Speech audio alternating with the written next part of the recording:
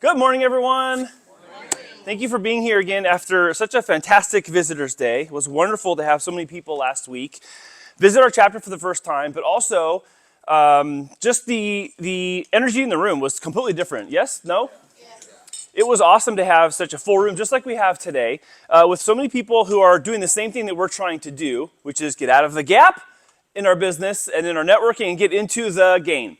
So today's networking education is about The Gap and the Gain, which is a book here I brought so you can physically see. There are still books in print. You can also listen to this online. Listen to it online. Listen to it in an audio version. This is by Dan Sullivan with Dr. Benjamin Hardy. And they have another book called Who Not How. And you might have actually also heard Ed Wilson, the executive director of BNI San Diego, talk about these two books. So can you go to the next slide, Mark? Or somebody? Yeah, so really quickly, this is just a summary education moment. The emphasis here is for you to personally decide if you're going to commit to reading Gap and the Gain, to identify the gaps in your networking, gaps in your business, gaps in your life, and then step into the gains for the things that you're looking to have in the things where there might be some room for improvement, as I can stand here and admit that I have some of those same things myself. Just because we've done something a long time doesn't mean we can't look back and refresh, does not mean that we can't look back and look at some of the things that have proven to stand the test of time that just work. And that's part of what is happening here in The Gap and the Gain. So the first thing in getting out of the gap is embracing the freedom of wants, avoiding the attachment of needs, be self-determined and define your own success criteria, and the compound effect is training your brain to see gains. Now, these are just summaries because, again, the emphasis is for you to want to come and get this book and get this for yourself and apply it in your life. So I'm not going to go over all of these things, but these are some of the key takeaways that you're going to learn from getting out of the gap of your life. Embracing the freedom of wants and avoiding the attachments of needs is we all have needs, but the things that we want also have a different force that draw us to certain activities to have those things we want. Who wants to go on vacation? Raise your hand.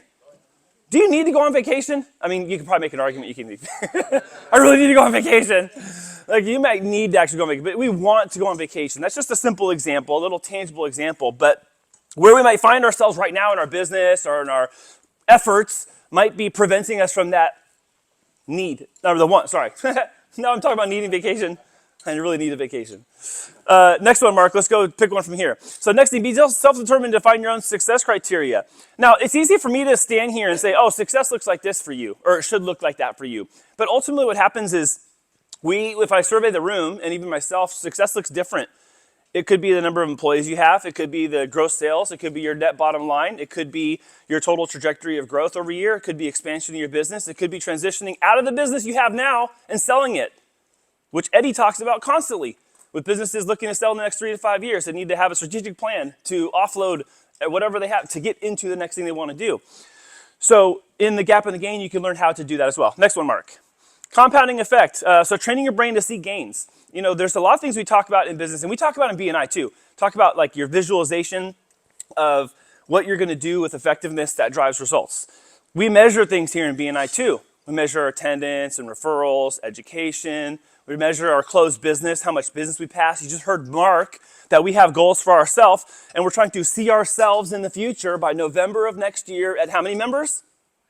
45. And closing how much closed business?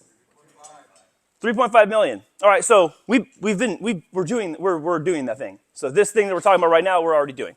But again, applying this to your own personal networking and to your company, great value in this. Mark, next one. We're going to jam to the end, guys. Getting into the game. Measuring backwards. We do this in Palms. We're looking at our Power of One report. A Palms report, man, I'm an old BNI member. Our Power of One report, how we measure and track all of our activities inside and outside of BNI that generate outcomes, which is the money we receive and the referrals we give that other people receive money from. So measuring backwards, having 3 daily wins, taking a minute to have gratitude for the things that are working right in your life, working well in your business, and you can actually stand up here in front of 30 people at some point and say, you know what, I'm grateful for these 3 things that happened in my day. And then transforming every experience into a gain, taking ownership. Go ahead, let's blast through these, Mark.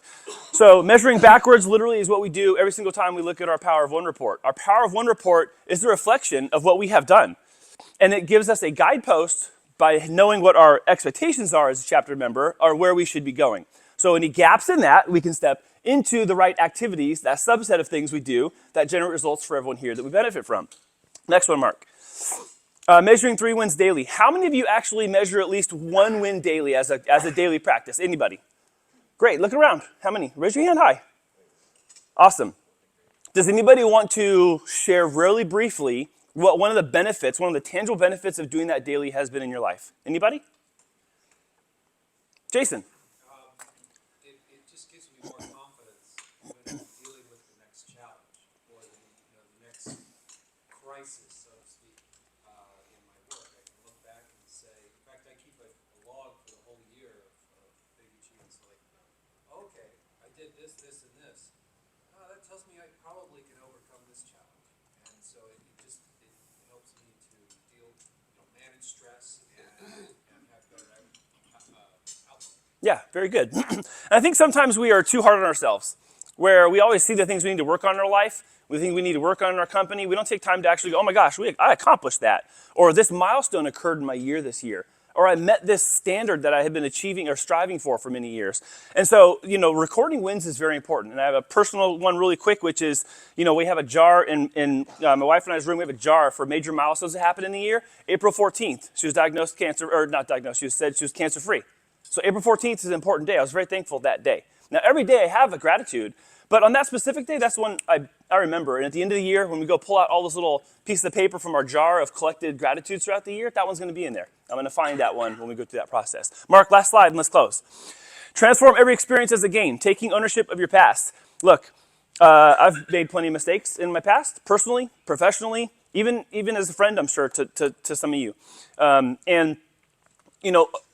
Honestly addressing why did XYZ happen or what did I do because of it is really important, because if we have an expectation of ourselves and of ourselves as networking partners, and we also then fail to go back and identify what things we could have done to take ownership of a situation, then our growth gets stunted. And there's no maturity and there's no lesson learned in the difficulty or in whatever that specific, let's say, challenge was at the time. And this one might bite a little bit, but it is true. In everything that I've experienced, negative and positive in business, wherever I've accepted responsibility for something that went sideways, there's an opportunity to correct it, an opportunity to grow, opportunity to change, opportunity to impact someone better next time, and also maybe even prevent the same failure point from happening again. How many of you have felt comfortable seeing the same failure over and over and over in your company? How quick are you to fix those things? How quick? Anybody? You want to fix those things quickly, because if you take ownership of your past, you can prevent those things from being problems in the future. And I know as business owners, we want fewer problems, more profit, right? And we want better success for our clients and our customers as well.